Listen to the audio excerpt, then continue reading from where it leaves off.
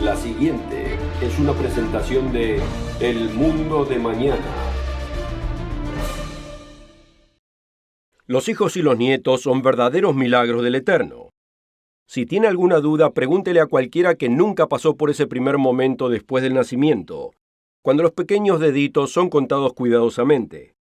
Me puede preguntar a mí porque yo estoy en esa categoría. Mi esposa y yo estuvimos casados por más de 46 años. Decidimos tener hijos, pero a veces la vida no funciona como uno la planea. Pero está bien. Cuando vemos la dirección en la que se dirige el mundo, no envidiamos el trabajo que tienen los padres de criar a sus hijos en esta sociedad. Aunque disfrutamos ver a los niños corriendo, bailando, jugando y luchando. Disfrutamos de la sobrina nieta de mi esposa y de sus 3 sobrinos nietos. Disfrutamos sus risitas, pero a veces nos tenemos que tapar los oídos cuando gritan. Mi esposa disfruta ir a cazar cigarras con uno de los niños, o buscar cangrejos transparentes de noche en la playa. Incluso yo disfruto cuando su sobrina nieta juega con mi pelo, aunque no tenga mucho para jugar. La festividad conocida como Día de Gracias siempre la disfrutamos más cuando los pequeños están presentes, aunque realmente nos dejen abatidos y quedemos agotados cuando se van de la casa. Pero para algunos, los niños son una carga con la que prefieren no lidiar, y darían cualquier paso necesario para evitar tenerlos, incluso aunque tengan que tomar una decisión consciente de abortarlos. Si existe un tema que la mayoría de los políticos prefieren eludir, es el aborto, porque es un tema de contención, con profundas emociones de ambos lados. Para los políticos es una situación en la que no pueden ganar, ya que no importa de qué lado se ponga uno, siempre deja fuera una gran porción de los votantes. Pero el tema del aborto realmente no tiene que ver con los votos. Es acerca de la vida y la muerte. Es un tema doloroso para muchas mujeres que llegan a arrepentirse de la decisión que tomaron más temprano en su vida. Decisión muchas veces tomada bajo estrés, a causa de presiones externas o familiares. Estrés por tenerle miedo al futuro. Y estrés por estar tratando un tema que no pareciera tener una buena solución. Antes de continuar, permítame asegurarle que aquí en el mundo de mañana, nuestro propósito no es condenar a nadie.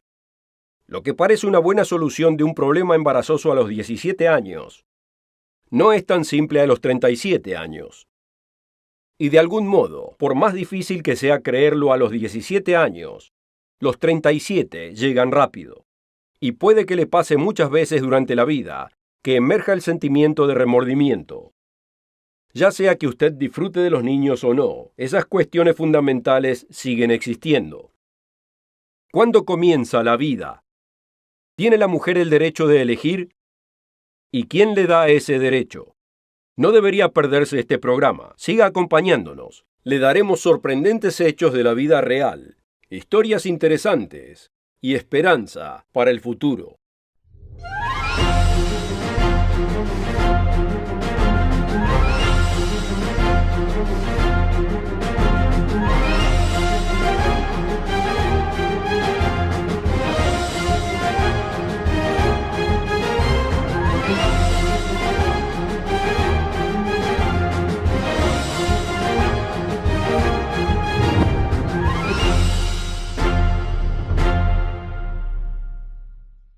Bienvenidos al mundo de mañana, donde no tenemos temor de decir la verdad. Con toda sinceridad, el tema de hoy me entristece profundamente, porque aunque para muchos sea un tema político, para otros es algo muy doloroso. Permítame repetirlo.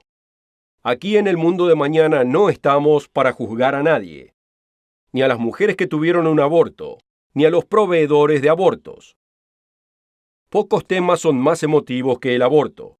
Y el tema continúa siendo tan contencioso hoy como lo era hace 40 años. El Reino Unido le dio legalidad al aborto de menos de 24 semanas de gestación, con el Acta de Aborto de 1967.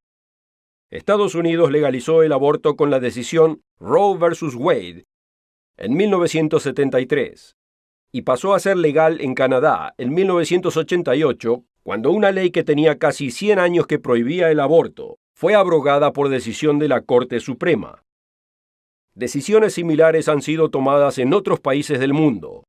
En algunos casos los varoncitos son preferidos, mientras que las niñas son abortadas. Aunque el aborto continúa siendo discutido en muchos países, aunque haya leyes que hagan legal terminar con la vida de un bebé que no ha nacido. La mediática occidental muchas veces muestra a la gente antiaborto como a fanáticos religiosos o manifestantes enojados gritándole en la cara a los demás. Esto es marginalmente verdadero.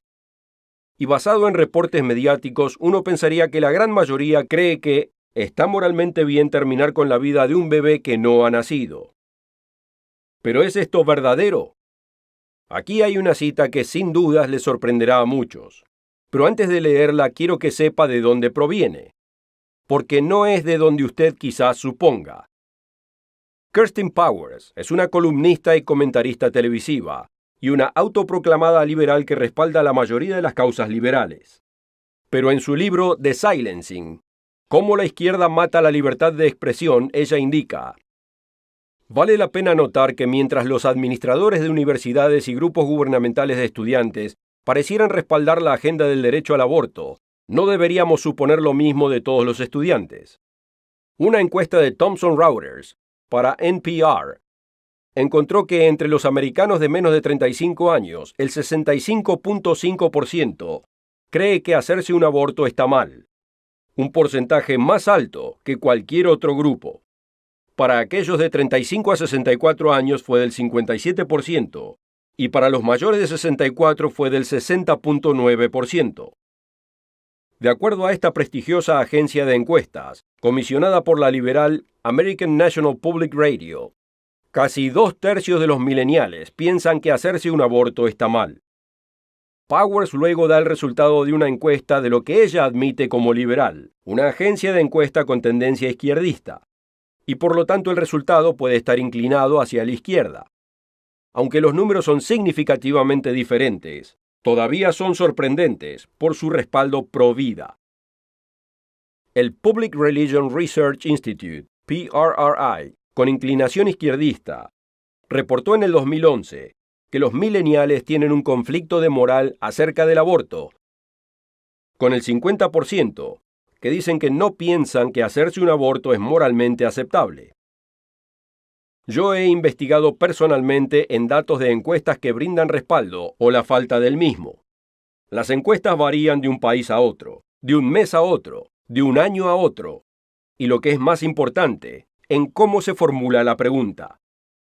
Pero aquí está la conclusión de Kirsten Powers respecto a las encuestas, a lo que yo no estaría de acuerdo. Como mínimo esto demuestra que grupos como Voice for Life, una organización pro vida, no representan ni una visión marginal, con excepción de la izquierda no liberal.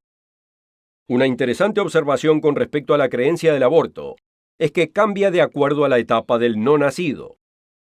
En Estados Unidos y Gran Bretaña, un porcentaje mucho más amplio respalda el aborto en el primer trimestre, o sea, en las primeras 12 semanas. El respaldo cae dramáticamente para el segundo trimestre, y es extremadamente desfavorable para los últimos 3 meses del embarazo. Aunque el Reino Unido permite el aborto legal hasta la semana 24, la mayoría de los británicos cree que debe ser reducido a 12 semanas. El punto obvio es que la mayoría no quieren abortar nada que tenga aspecto humano. Exploremos ese importante concepto al mirar dentro del vientre a las 10 semanas para ver qué encontramos. Primero quisiera ofrecerle uno de los folletos más importantes que alguna vez pueda leer. El misterio del destino humano responde a las preguntas más antiguas. ¿Cuál es el propósito de Dios para la humanidad? Pensémoslo. Si usted vive hasta llegar a los 100 años, tiene una docena de hijos, 40 nietos y muchos más bisnietos. Y si usted es rico y famoso y disfruta de una buena salud hasta el final, pero nunca descubrió su propósito de estar aquí, ¿realmente puede declararse exitoso? El misterio del destino humano explica la razón de su existencia. La oferta de hoy es absolutamente gratis, sin costo ni obligación. Visítenos en elmundodemañana.org. Encuéntrenos en Facebook y síganos en Twitter. El sitio web británico The Baby Center lo lleva a través del proceso semana tras semana y describe a su bebé en cada etapa. Esto es lo que dice a las 10 semanas. Su bebé ya es oficialmente un feto. Está posicionado para crecer y llegará al doble del tamaño en las próximas 3 semanas. Su bebé ahora puede tragar y patear, y todos sus órganos principales están completamente desarrollados. Más detalles diminutos están apareciendo, como las uñas y una pequeña sombra de cabello. Los órganos sexuales del bebé están empezando a mostrarse. En su próxima cita de scan, que tendrá muy pronto, usted podrá saber si va a tener un varoncito o una niña. ¿No es interesante que cuando deciden tenerlo es llamado un bebé? Pero cuando alguien no lo quiere es llamado masa de tejido inviable, el producto de la concepción o coágulo de sangre. Jessica lloró cuando un columnista de Al Jazeera en inglés describió un estudio que tuvo lugar en el University College en Londres. Ahí trabajan con un prototipo de ultrasonido de alta definición, tubos flexibles diminutos y manos robóticas para hacer cirugías ultradelicadas dentro del vientre. Los doctores pueden detectar defectos de nacimiento tan pronto como a las 12 semanas. Hasta ahora podían ofrecer poca esperanza, pero están trabajando para cambiar eso. La doctora Anna David describió lo que esperan lograr. Si tuviésemos una aguja muy fina podríamos tratar al bebé y la mamá no entraría en labor de parto prematuro, y el resultado sería mejor. Veamos nuevamente que aunque el término técnico sería feto, los doctores al tratarlo a las 12 semanas ya lo llaman bebé, porque realmente eso es lo que es. David Kupelian es el autor de Marketing of Evil, y en su libro tiene una sección muy especial en este tema, con confesiones de aquellos mismos que una vez formaron parte de la industria del aborto. Incluye citas de hombres y mujeres que admitieron libremente que para algunos todo era cuestión de dinero, y cómo eran entrenados para vender un aborto a cualquier mujer que llegara a ellos.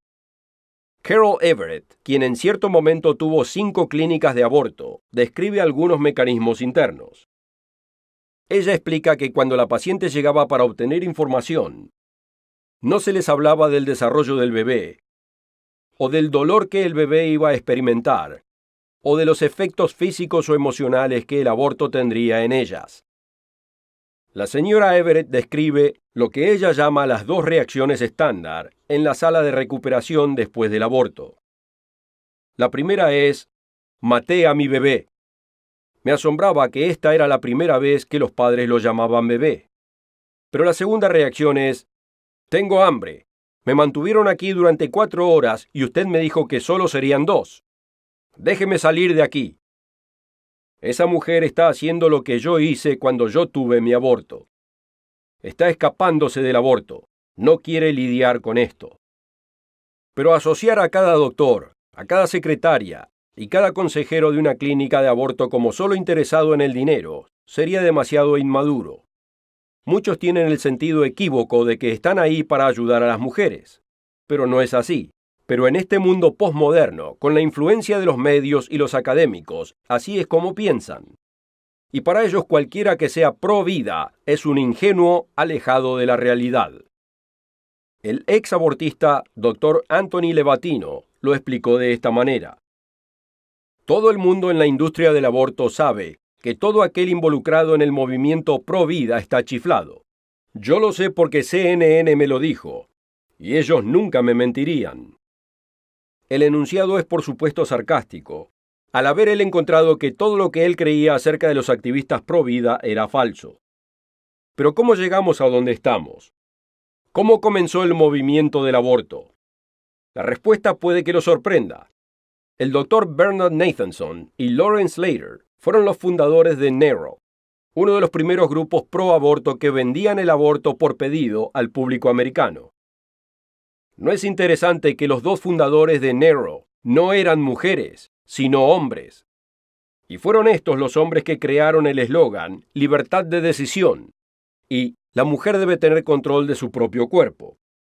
Con la ayuda de la feminista Betty Friedan, organizaron la estrategia de vender esta causa a los medios, y luego ellos la venderían al público americano. ¿Pero cómo?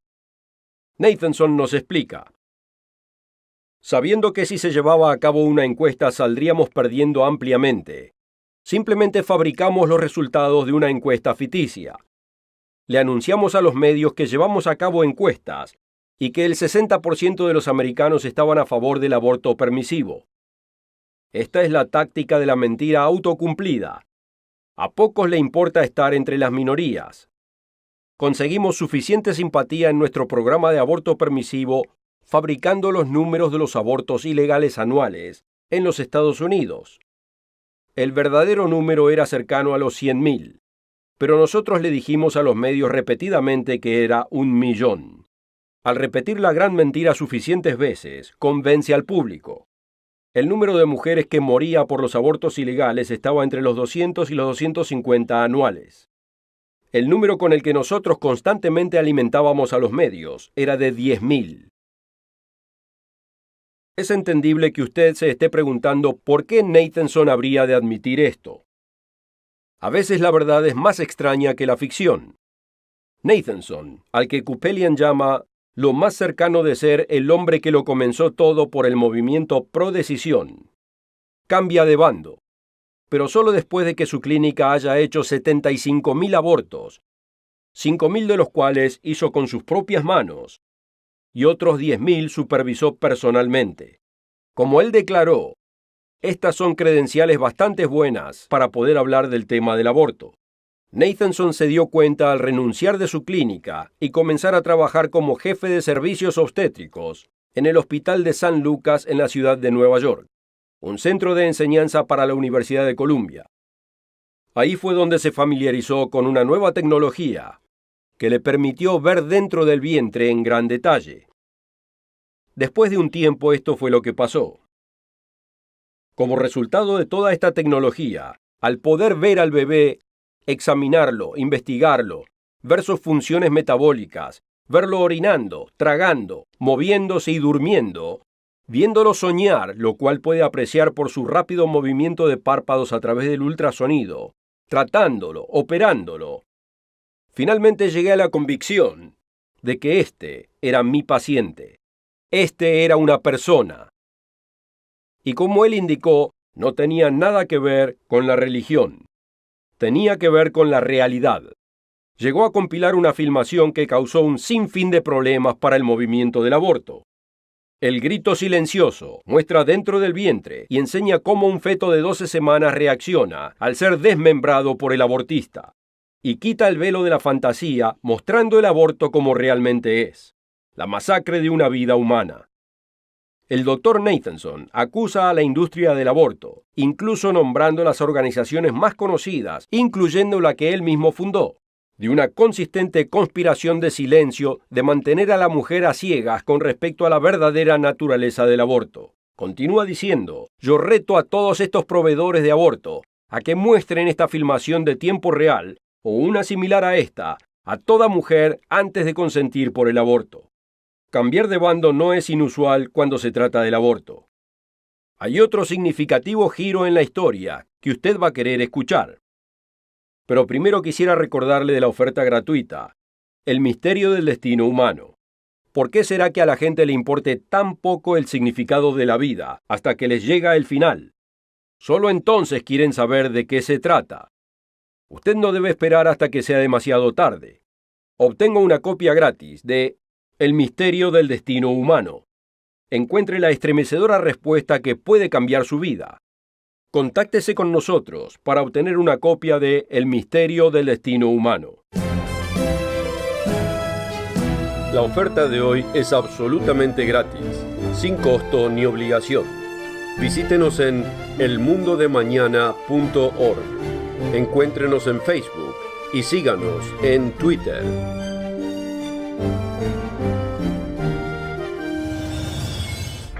Con esta oferta también obtendrá una suscripción gratuita de la revista El Mundo de Mañana, cubierta de interesantes artículos y perspectivas relevantes de importantes temas de actualidad. El Mundo de Mañana lo mantendrá actualizado con noticias internacionales, profecía bíblica y el significado de la vida misma. El Mundo de Mañana. Llame hoy. El Dr. Bernard Nathanson no es el único en el latido de esta controversia que ayudó a abrir la caja de Pandora. De muchos modos, otra figura muy conocida que ayudó a abrir la caja fue Norma McCorvey. Usted la conoce, pero quizás no por su nombre real. Es mejor conocida por su nombre de pila, Jane Roe, como en Roe versus Wade. Así como el Dr. Nathanson, ella también cambió de bando y es ahora una portavoz activa en el movimiento pro vida. Hay muchos otros pro vida que antes estaban del otro lado. Sus historias son todas distintas pero convincentes. Linda Corey tuvo un aborto a los 24 años y estaba totalmente aliviada de que su problema estaba solucionado. Eso es lo que pensó. Y fue a trabajar para planeamiento familiar, pensando que estaba haciendo algo compasivo al hacer consultas con las jovencitas. Pero cuando una aterrada chica de 16 años le preguntó si era un bebé, tuvo una ardua lucha interna. ¿Debería decir la verdad? Por supuesto que es un bebé, sus propias palabras. Y yo añadiría, con 10 deditos. O debería intentar desviarla de la realidad y decir, es el producto de la concepción. Le dio la segunda respuesta, pero necesitaba reafirmación de algún colega de que lo que hizo estaba bien. Otro incidente que le causó culpabilidad ocurrió unos 11 años después de su aborto, cuando se dio cuenta que había cometido un terrible error. El doctor Anthony Levatino también se dio cuenta de que había cometido un terrible error. Él fue cofundador de lo que una vez fue la única clínica de aborto de varios condados de Nueva York, que llevaba a cabo el proceso de aborto de dilatación y evacuación para bebés del segundo trimestre. Llegó a darse cuenta cuando su pequeña hija adoptada fue atropellada por un automóvil y murió. Esto le ayudó a conectar lo que él estaba haciendo en la clínica con el valor de una vida humana. Al leer y escuchar sus historias, todos parecen tener una cosa en común. Su primera visión del aborto fue moldeada por la visión del mundo, formada por la cultura que los rodeaba. Muchos se decían a sí mismos que estaban haciendo algo compasivo. Como dijo Levatino, muchas veces escuché de otros médicos decir, bueno, yo no soy pro aborto, yo soy pro mujer. ¿Cuántas veces ha usted escuchado esa? Los grupos de mujeres en este país no están solos, sino que han hecho un muy buen trabajo en vender esa factura de mercancías a la población, que de algún modo destruir una vida es pro mujer. Pero muchos abortistas usan esa justificación en sí mismos, y puedo asegurarle que muchos lo creen. Yo lo creía. No es difícil ser convencido. Linda Corey también vino de esa visión mundana. Y esto es instructivo. Quizás aborrezcamos la destrucción de la vida humana en el vientre, pero debemos entender cómo tantos pueden participar en la actividad y dormir tranquilos. En un sentido muy real, han sido educados desde la niñez con un sistema de valores totalmente secular. Así es como la señora Curry describe su mundo. Como jovencita, le daba valor a la libertad por encima de todo, y también veía a la religión, particularmente a la cristiandad, en realidad como algo cruel y estúpido. Veía a la gente de ese lado de la valla como sentenciosos, superficiales y antiintelectuales. Así que no quería hacer nada parecido a ellos. Pensaba que eran bastante patéticos, así que no quería ni siquiera considerar sus opiniones. Para mí la gente religiosa no quería involucrarse en lo que yo veía como el mundo real. La gente religiosa estaba en alguna clase de mundo fantasioso. No solo la gente pro vida, sino que toda la gente religiosa estaba loca, a mi modo de entender. Así que esa era la clase de patrón donde yo me crié. La generación milenial son actualmente los más pro vida de todos los grupos, de acuerdo con un gran número de encuestas. Pero ellos no lo ven desde una perspectiva religiosa. Gracias a la habilidad de poder ver dentro del vientre en una etapa temprana, sin darse cuenta han llegado a la misma conclusión que un antiguo rey que acreditó a la divinidad por la maravilla de la vida.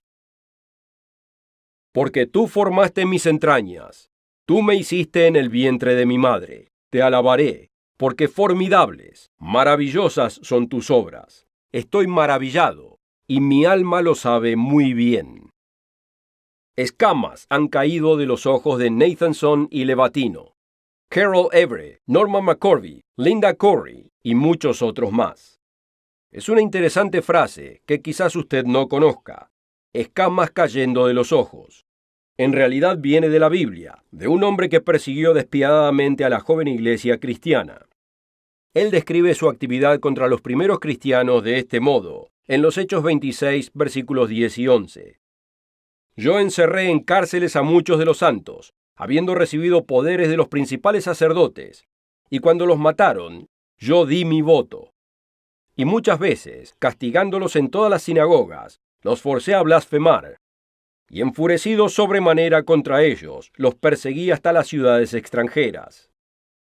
Pero un día camino a Damasco, fue abatido y enceguecido. Y aquí es cuando él se dio cuenta. 3 días después, cambió de bando, y aquí está lo que pasó. Y al momento le cayeron de los ojos como escamas, y recibió al instante la vista, y levantándose, fue bautizado. El nombre de Saulo fue cambiado al de Pablo, y pasó a ser una de las figuras primordiales del Nuevo Testamento. Este fue un hombre culpable de horrendos crímenes, pero por la misericordia y gracia de Dios fue perdonado. Así como Pablo, no podemos deshacer el pasado, pero podemos cambiar, como él lo hizo. Todos hicimos malas decisiones, pero aquello que hacemos después de haberlo reconocido es lo que es más importante. Cuando Pablo se dio cuenta que la dirección de su vida era el camino incorrecto, él cambió. Y como muestra el registro bíblico, su culpa pasada fue quitada. Si necesita hacer una consulta, háganos saber para que lo llame un representante y le ayude a entender la misericordia de Dios y su enorme potencial. Y aunque el aborto haya o no haya sido parte de su pasado, debe obtener una copia del folleto El misterio del destino humano. Explica el significado y el valor de la vida humana, y esto incluye su vida. Si quisiera ver este programa de nuevo, o cualquier otro programa del Mundo de Mañana, puede encontrarlo en cualquier momento en el sitio elmundodemañana.org. Asegúrese de encontrarnos la próxima vez, a la misma hora y estación. Richard Ames, Wallace Smith y yo le traeremos más información vital de por qué está usted aquí y qué se viene en el futuro. La oferta de hoy es absolutamente gratis, sin costo ni obligación. Visítenos en elmundodemañana.org. Encuéntrenos en Facebook y síganos en Twitter. El programa precedente fue producido por la Iglesia del Dios Viviente